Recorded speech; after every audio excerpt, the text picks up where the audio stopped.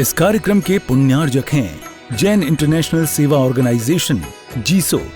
निःशुल्क Jain minority card प्राप्त करने के लिए 9059054563 व्हाट्सएप पर हाय सेंड करें और अपने नाम के साथ निःशुल्क जैन माइनॉरिटी कार्ड अभी प्राप्त करें। विहार करते हुए एक बार हम गांव में पहुंचे थे।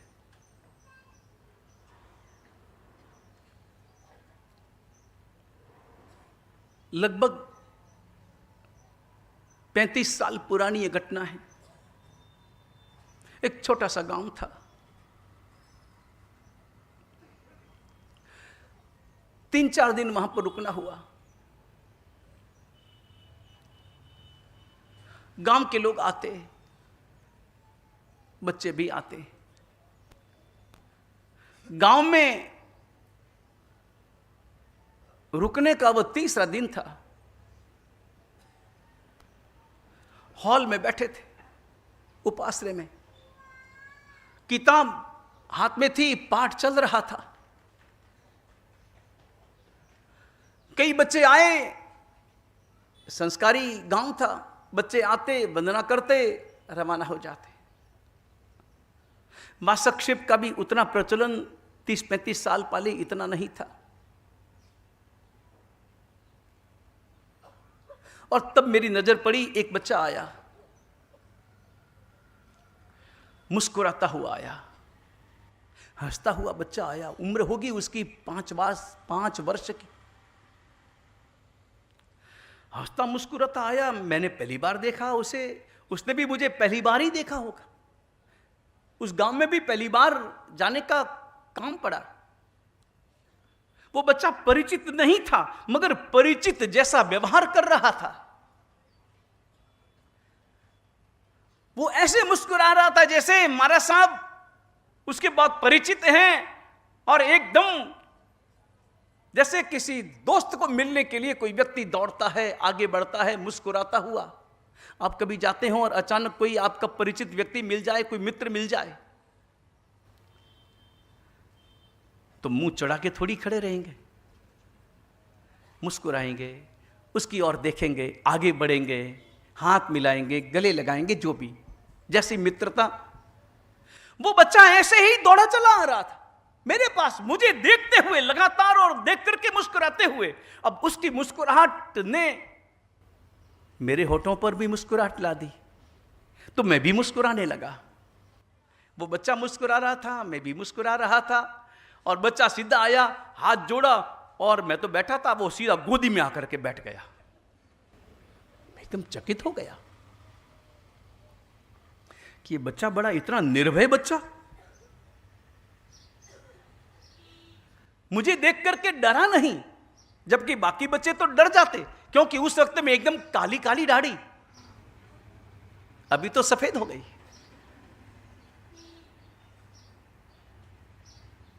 लेकिन ये बच्चा एकदम पास में आया और गोद में बैठा, और गोद में बैठ कर मेरी दाढ़ी को ही हाथ लगाने लगा, दाढ़ी में अंगुलियां फिराने लगा। मैंने कहा बड़ा प्रेमाळ बच्चा है। और मैंने बात करनी प्रारंभ की। मैंने पूछा, मैंने कहा बेटा नाम क्या है? उसने अपना नाम बताया। मेरा नाम मनोज है। वो आज भी याद है मुझे। वो बच्चा कभी मैं उसे भूल नहीं सकता। मिलता भी है बाद में, अब तो बहुत बड़ा हो गया, लेकिन वो घटना मुझे याद है। मेरा नाम मनोज है। मैंने कहा पापा का नाम क्या? एक साथ बहुत सारे सवाल मैंने किए। नाम क्या? तेरे पापा का नाम क्या? मम्मी क्या करती है? तुम क्या करते हो? कौन सी क्लास में पढ़ते हो? धर्म में क्या पढ़ते हो? स्कूल में क्या पढ़ते हो? इंग्लिश मीडियम में हो, हिंदी मीडियम में हो, क्या करते हो, वगैरह वगैरह। उसने एक एक करके जवाब तो दिए, मगर उसने इतने सारे प्रश्न सुन करके ऐसा लगा जैसे वो ते कंटाली गयो। लेकिन उसने कहा महाराज साहब आपने इतने सारे सवाल कर लिए, एक सवाल मैं भी पूछूं? मुझे भी पूछना है। मैंने कहा 5 साल का बच्चा और सवाल करता है। बड़ा अचरज भी हुआ और आनंद का अनुभव भी। मैंने कहा पूछो, तुम क्या पूछना चाहते हो? उसने भी पूछा हमारे साहब आपका नाम क्या है? मैंने नाम बताया। फिर उसने पूछा आपकी माँ का नाम क्या है? मैंने कहा मेरी माँ का नाम मेरे माता जी महाराज साहब हैं। बोले महाराज साहब यहाँ आप अकेले आए हैं? मैंने कहा अकेले नहीं, हमारे साथ में साधु है। बोले नहीं साधुओं की बात नहीं, माँ कहाँ है? मैंने कहा माँ तो यहाँ नहीं है, माँ साथ में नहीं थी। मैंने कहा मेरी माँ ने तो दीक्षा ली है, इस कारण से मेरे माता जी महाराज अभी अलग शहर में विहार करते हैं, वो अलग रहते हैं, आपसे अलग रहते हैं। मैंने कहा हाँ वो अलग रहते हैं और आप उनसे अलग रहते हैं, दोनों ही बातें, आप उनसे अलग रहते हैं, वो आपसे अलग रहती है। मैंने कहा हाँ ऐसा कैसे? मैंने कहा भी साधु जीवन है। बोले महाराज साहब आप उनसे अलग रहते हैं, आपको मां की याद नहीं आती?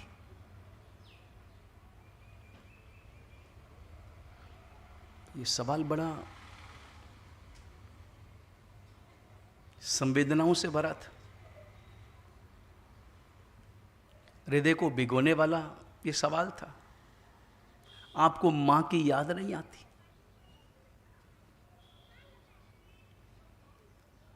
मेरे मन में आया ऐसी कौन सी संतान होगी जो मां को याद नहीं करता?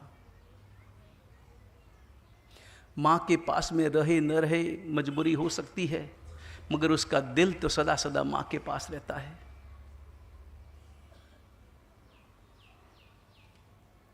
उसके अपने हृदय में भी मां ही तो धड़कती है।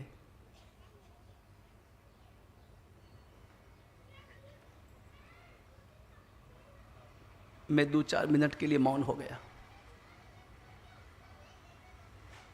मां की याद किसे नहीं आएगी?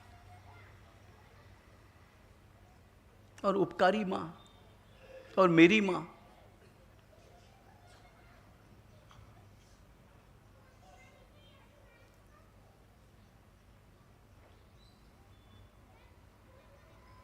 मेरी मां जिसने मेरे लिए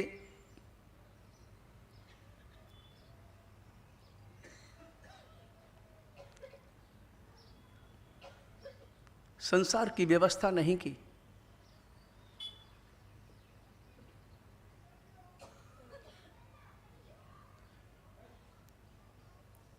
मेरी मां सच्ची मां,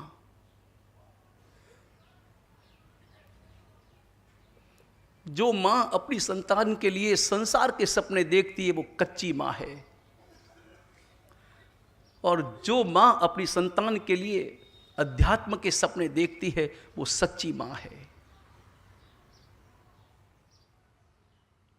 जो मां अपनी संतान के लिए क्षणिक सुख का विचार बनाती है वो कच्ची मां है, और जो मां अपनी संतान के लिए शाश्वत सुख का मार्ग देती है वो सच्ची मां है।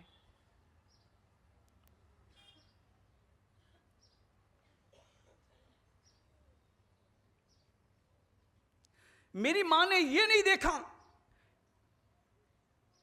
कि मेरे बेटे को संसार का सुख देना है, नहीं, यह संसार का सुख तो क्षणिक है, पल भर का है, और ऐसा सुख है जो भविष्य में महादुख देने वाला है, नरक पहुंचाने वाला यह सुख है, तिर्यंच गति में ले जाने वाला यह संसार का सुख है।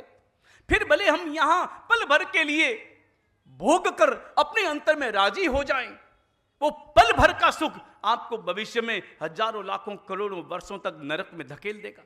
मेरी मां सच्ची मां,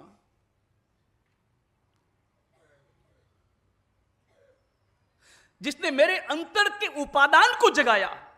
उपादान मेरा था, निमित्त मां थी।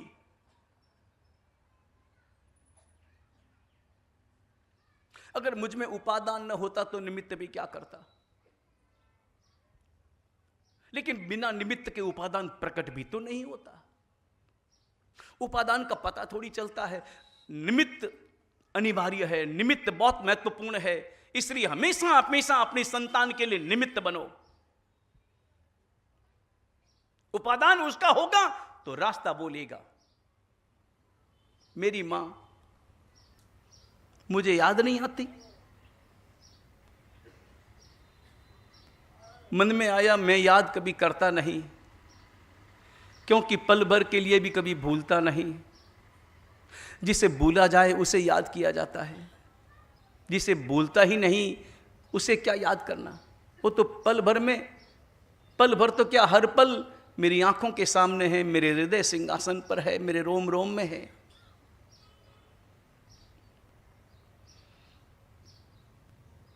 मैं चलता हूं तो मां सहारा देती है,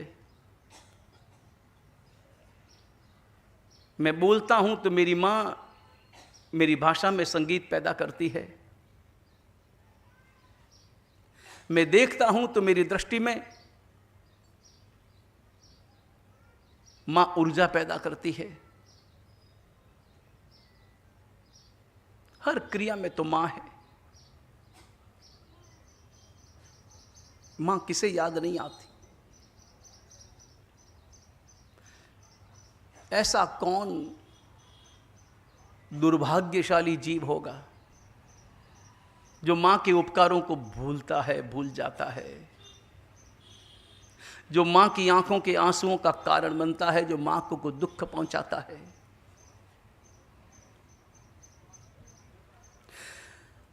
मां किसे याद नहीं आती? वो परमात्मा महावीर का समवसरण, जो परमात्मा विराजमान थे समवसरण में। गौतम गणधर, इंद्रभूति, अग्निभूति, वायुभूति इत्यादि सब गणधर सामने बैठे थे, सारे साधु साध भी सामने बैठे थे, श्रावक श्राविकाएं सामने थे, लाखों व्यक्ति पर्षदा में बैठे थे। वो समवसरण परिपूर्ण भरा हुआ, लाखों देव, लाखों देवियां बैठी थी, और वो समवसरण जो परमात्मा की देशना चल रही थी, और चलती देशना में परमात्मा की वाणी मुखर हो रही थी, प्रकट हो रही थी। और देखा एक महिला, एक श्राविका दौड़ लगाती हुई 20,000 सीढ़ियां चढ़ गई। क्या शक्ति आई! वो परमात्मा महावीर का आकर्षण ऐसा जैसे चुंबक पड़ा हो बड़ा, और लोहा इधर पड़ा हो, वो लोहा चलता नहीं, चुंबक लोहे को खींच लेता है। लोहा अपने आप दौड़ता हुआ तीव्र गति से चुंबक के पास में जाकर चिपक जाता है। वो परमात्मा महावीर विराजमान समवसरण में, और वो महिला समवसरण की सीढ़ियां चढ़ती जा रही, दौड़ती जा रही, छलांग लगाती जा रही।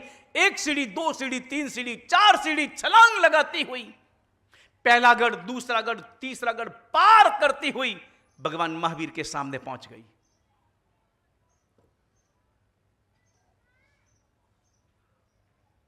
देखा तो सारी सभा स्तंभित रह गई कि ये महिला कौन न चली आई, यूं चली आई सीधी। जहां उसका स्थान श्राविकाओं के खड़े होने का, वहां खड़ी नहीं हुई, बल्कि ठीक भगवान महावीर के सामने पूर्व दिशा में परमात्मा महावीर विराजमान,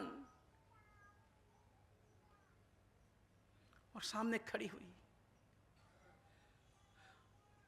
हाथ नहीं जोड़ रही, फिर भी विनय प्रकट हो रहा, सिर नहीं झुका रही, फिर भी वंदना कर रही, एक टक खड़ी, आंखें झुकी हुई नहीं, चेहरा झुका हुआ नहीं, बल्कि तन करके खड़ी है, और केवल एक टक होकर निर्निमेष नयनों से पलक झपकाए बिना परमात्मा को देख रही है, निहार रही है, परमात्मा महावीर को देख रही है।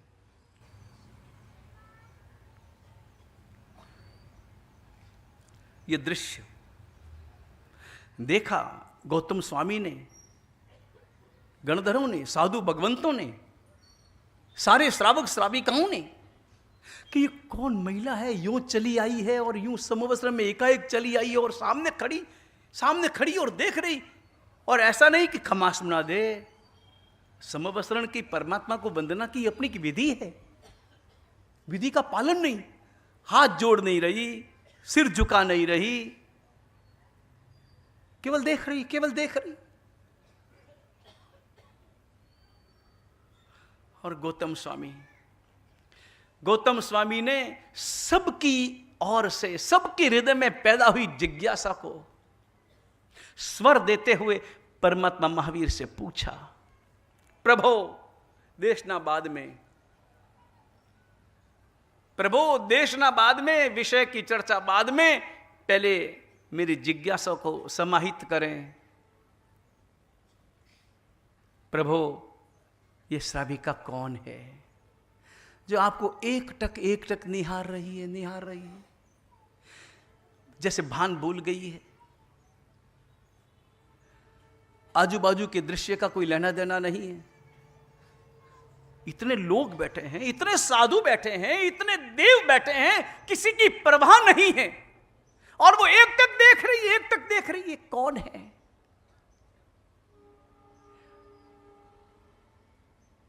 और तभी गौतम स्वामी की नजर पड़ी, वो श्राविका जो देखे जा रही थी परमात्मा को, उसके स्तनों से दुग्ध की धार बहने लगी, कंचों की भीग गई दूध से। यह दृश्य देखा तो गौतम स्वामी अचंभित हो गए, आज तक ऐसा दृश्य नहीं देखा था। भगवान, कोई संबंध मालूम पड़ता है आपका इनका, तभी तो इनके स्तनों से दुग्ध की धार बह रही है। वो दूध नहीं बह रहा, वो वात्सल्य बह रहा है। और तब परमात्मा ने कहा, गौतम तुम सुनो, ये सामने जो खड़ी है ये मेरी मां है, ये मेरी मां देवानंदा है, देवानंदा, जिसकी कुक्षी से मेरा जन्म नहीं हुआ,